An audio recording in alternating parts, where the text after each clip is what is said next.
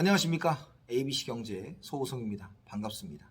자, 수업을 마치고 여러분들에게 유튜브를 하나 찍으려고 합니다. 뒤에는 이제 파레토 효율성 수업에 대해서 얘기를 한 거고요.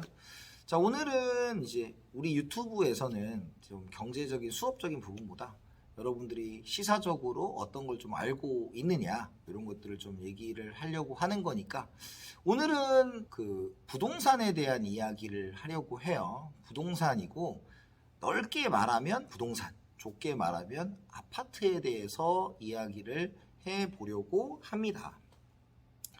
자, 먼저 제가 말씀드리는 부분은 절대적인 진리가 아니기 때문에 여러분들이 듣고 여러분들의 생각과 비교를 해보시면 되는 거예요.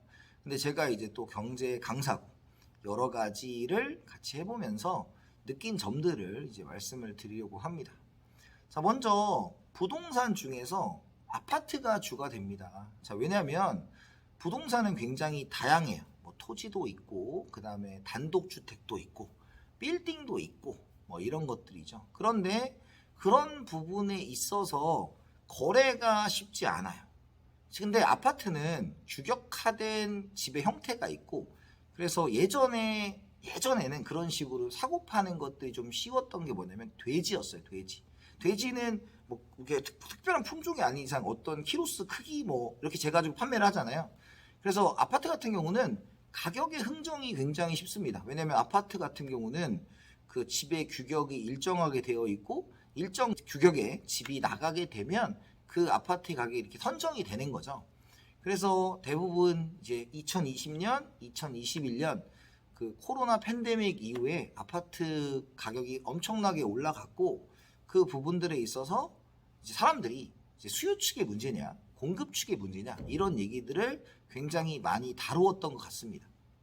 그런데 한번 생각을 해보죠. 수요 측이 맞느냐, 공급 측이 맞느냐 이것은 정답은 없고 제가 보기에는 둘 다 영향이 있는 거다라고 말씀드릴 수 있어요. 뭐 다 맞다 뭐 이런 얘기예요 사실. 그런데 한번 이렇게 생각을 해보죠. 첫 번째 집값이 막 올라갈 때는 공급이 문제다, 공급이 부족하다 이런 얘기가 엄청 돌았죠. 공급이 부족하다. 그 이유는 사람들은 집을 굉장히 사고 싶은데 인구는 많은데 특히 수도권 같은 경우는 아파트가 별로 없었다라는 거죠. 물론 수도권만 오른 건 아니고 전반적으로 다 올라갔다라고 말씀을 드릴 수가 있는 부분이에요.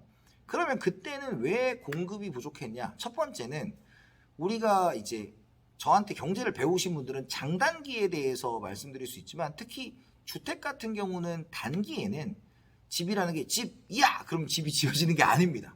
그죠? 집은 기본적으로 건설 기간이라는 게 존재하고 그 건설 기간 동안에 그게 끝나야만 집이 본격적으로 공급이 되는 거죠.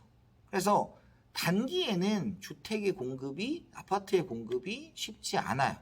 그리고 장기에는 아파트의 공급이 어느 정도 된다라는 거죠. 그래서 기본적으로 그 시점에서 막 분양을 시작하는 아파트는 그닥 많지 않았기 때문에 사람들이 공급이 부족해서 가격이 올라가는 거야 이렇게 얘기를 할 수가 있었던 것입니다. 그죠? 자, 그런데 이건 이제 집값의 상승론자들이 말씀하시는 부분이에요. 항상 저는 여러분들한테 말씀드리는 게 제가 말한 것도 100% 진리 아니고요. 그리고 여러분들이 경제적 지식을 갖고 있다면 여러 얘기를 다 들어보셔야 된다. 그러니까 저는 이 시간이 내 말이 맞다 이렇게 말씀드리는 시간이라기보다는 다양한 의견을 좀 객관적으로 전달해 드리려고 하는 거예요. 그런데 이걸 이제 공급은 그냥 우리가 원하는데 공급이 부족해야. 근데 여기서 하나 포인트. 원하는 데라는 단어가 있어요. 자, 원하는 건 수요입니다. 그 당시에 사람들이 어떤 생각을 가지고 있느냐? 우리나라에서는 일본 버블 시대에 가졌던 부동산에 대한 인식이 아직도 남아 있어요. 그래서 부동산은 불패다. 부동산은 오를 거다. 가지고 있으면 오른다. 지금까지 맞았고요. 그리고 부동산은 장기적으로 봤을 때 인플레이션율만큼은 오르는 게 맞습니다. 그런데 이제 시세 차익을 얻는 거죠. 예전에 제가 한국경제신문사 특강을 갔을 때 어떤 분이 저한테 그런 말을 했었어요. 그때가 한 2017년 이때쯤이었는데, 선생님 이렇게 열심히 일하시는 것도 좋은데 갭 투자하세요. 저는 매주 갭 투자를 하고 다닌답니다. 그래서 그분은 돈을 많이 버셨을 것 같아요. 그 당시였으니까. 그런데 지금 사람들이 그러한 인식을 갖고 있었기 때문에 어떤 일이 벌어진 거예요? 그렇죠. 공급이 부족한데 그 공급을 뛰어넘어서 가격이 조금 더 높더라도 내가 산 가격보다는 반드시 가격이 올라갈 거야 라고 생각을 하셨다라는 거예요. 그게 포인트죠. 즉 공급 사이드가 있지만 수요 사이드에서 그걸 앞지른 겁니다. 생각해 보세요.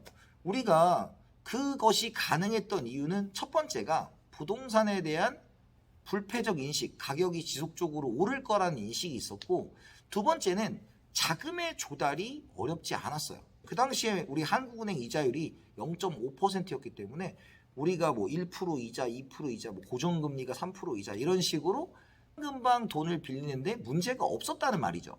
따라서 사람들이 돈을 빌리는데 문제가 없었기 때문에 돈을 가지고 집을 산 거죠. 그러니까 수요는 이렇게 있는데 공급이 그러니까 공급이 이렇게 있는데 수요가 팍 올라간 거예요.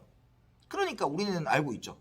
공급보다 수요가 많으면 가격이 올라갈 수밖에 없어요. 게다가 우리나라에서는, 그러니까 중국을 예를 들면 중국은 빈집이 엄청 많습니다. 그 이유가 뭐냐면 중국은 집 자체를 은행처럼 생각하는 경향이 있어요. 그러니까 내가 이 집에 살지 않더라도 이 집을 가지고 있으면 가격이 오를 것이다.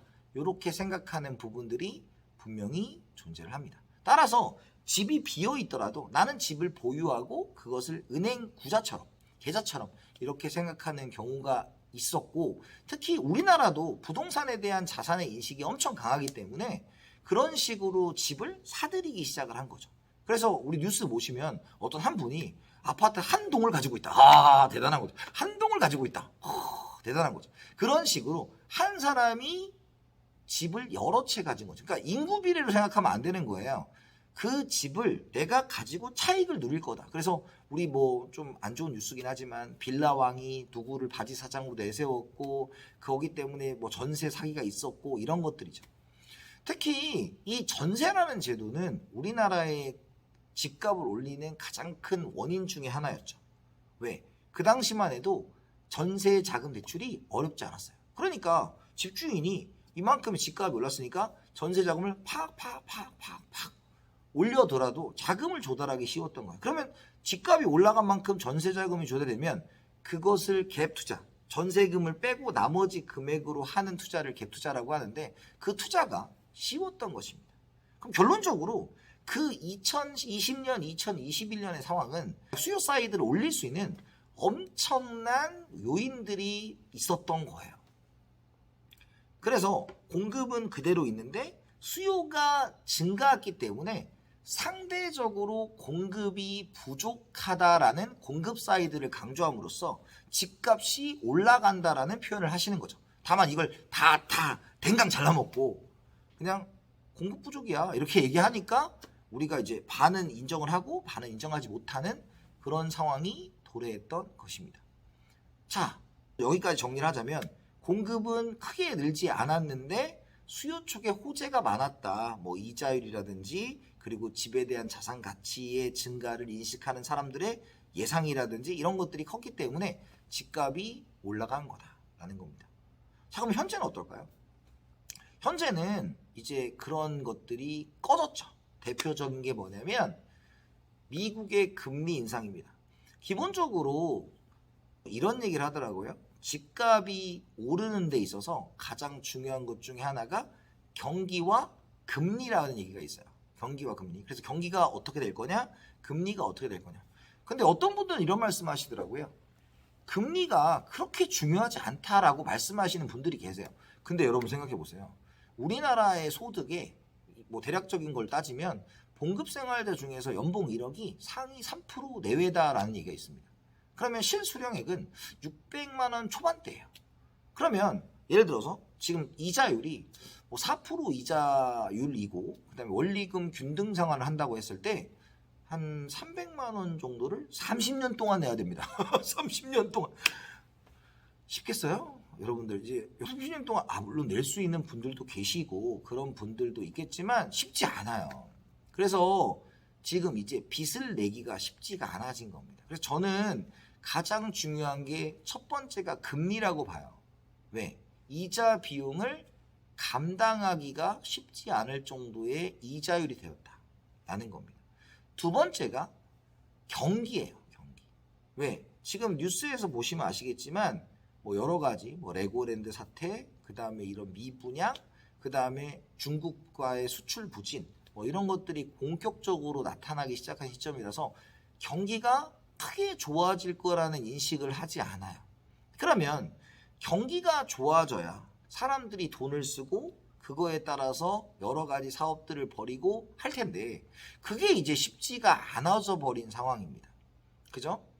그래서 금리와 경기, 그에 따른 소득의 변화가 있을 것을 예상하기 때문에 사람들이 이제 대한 집에 대한 선호가 수요가 줄어들기 시작했어요. 근데 여기서 저는 하나 더 보는 게 뭐냐면 이제 집을 무엇으로 보느냐가 중요한 거예요. 자, 뭐냐면 이렇게 생각해 보죠.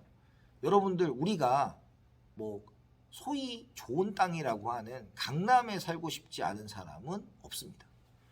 그리고 뭐 압구정 현대아파트 같은 경우에는 뭐 몇십억씩 하고 우리 연예인들이 산다고 하는 한남 더힐 뭐 이런 데는 뭐 근 100억 가까이 하는 걸 우리는 알고 있어요. 그럼 살고 싶죠? 살고 싶다예요. 그냥 살고 싶다. 그 말은 뭐예요? 이제 내가 현실적으로 손을 뻗어서 가져갈 수 있는 수준은 벗어나게 되었다라는 겁니다. 그래서 그걸 선호와 수요로 나눈다면 선호는 일종의 꿈 같은 거예요. 그러니까 내가 저 집에 가서 살고 싶다라는 건 꿈이고 수요는 내가 실제적인 구매력을 가지고 도전해 볼 만한 것인데 지금의 집값이 너무나 높아져 버렸기 때문에 사람들이 이제 섣불리 도전할 수 없는 집값이 돼버린 게 아닌가라는 생각이 듭니다. 그래서 수요는 점점 쪼그라들고 있는 거죠. 그러면서 이자 비용을 감당하지 못하는 분들이 이제 집을 내놓기 시작합니다. 그러니까 수요 측 사이드는 감소하고 왜? 금리, 경기, 높은 집값 이런 것들 때문에 수요 측 사이드는 굉장히 감소하기 시작하고 특히 공급 같은 경우는 어떤 일이 벌어지냐면 이런 거예요. 전세금과 집값의 차이가 예를 들어 인천에 모 아파트가 있습니다. 그 인천의 모 아파트가 집값이 한창 화랑이 있을 때는 6억 5천 정도 간 거예요. 그래서 전세를 4억 5천에 드렸습니다. 그런데 최근에 가격이 3억 5천까지 떨어졌어요. 그런데 전세금이 4억 5천이잖아요. 그 문제는 뭐냐면 집주인이 아주 여유가 있어서 나 4억 5천이 있어서 집주인에게 전세금을 돌려줄 수 있는 상황이면 아무 상관이 없는데 그렇지 않은 경우에는 어떤 일이 생기냐?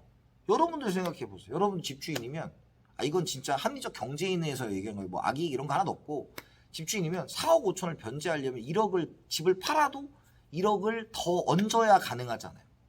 그런데 이제 그럴 수가 없으니까 어차피 그 집이 순수 내 현금으로 샀을 리는 없으니까 경매를 넘기는 거예요. 그러면 그런 식의 그런 좀 슬픈 얘기지만 아파트의 공급이 늘어날 가능성이 있다라는 겁니다. 그래서 결론적으로 말씀드리면 공급도 늘어날 가능성이 존재한다 이렇게 말씀드릴 수가 있어요. 그럼 결론적으로 말씀드리면 지금 집값이 떨어지는 시기에는 수요 측 사이드가 줄어들고 공급 측 사이드가 늘어나서 집값이 떨어질 가능성이 있다라는 거예요. 그래서 지금 두 가지로 말씀드린 거죠. 집값이 오를 때와 집값이 떨어질 때에 대해서 말씀을 드렸는데 항상 말씀드릴 수 있는 건 한쪽만의 문제는 없어요. 한쪽만의 문제는 없어요. 다만 양쪽이 어우러지는 건데 이제 우리가 아파트 부동산의 가격을 볼 때는 수요 사이드와 공급 사이드를 나누어서 어느 한쪽이 맞다, 어느 한쪽은 틀렸다, 집값은 지속적으로 올라갈 거다, 이 말이 맞다 이런 얘기가 아니라 전반적으로 누릴 수 있는 부분들이 다 한번 여러분들이 검토를 해보고 다양한 의견을 들어본 후에 찾는 게 맞지 않나라는 겁니다. 그래서 집값은 지금 뭐 많은 전문가들이 얘기하지만 오른다 내린다가 있지만 지금 우리나라 소득 대비의 가격이 좀 높은 편이기 때문에 어느 정도 조절이 되는 것은 바람직하다라는 겁니다. 다만 집값이 너무 급격하게 떨어지면 일본식 버블이 붕괴돼서 우리나라가 힘들어질 수 있고요.